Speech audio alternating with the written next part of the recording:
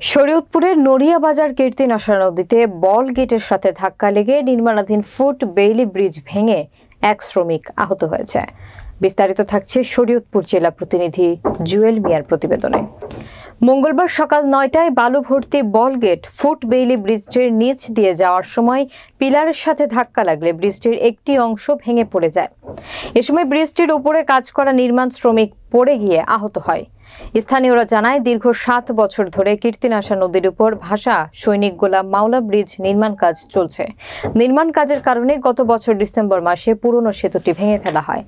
এরপর থেকে নদী পারাপারের জন্য ট্রলারের ব্যবস্থা থাকলেও জনসাধারণের হাঁটার সড়ক স্বাভাবিক রাখতে নদীর উপর নির্মাণ করা হচ্ছিল একটি বেইলি ব্রিজ।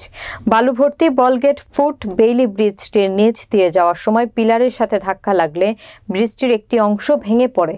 এ সময় ব্রিজটির উপরে কাজ করা নির্মাণ শ্রমিক পড়ে গিয়ে আহত হয়েছে।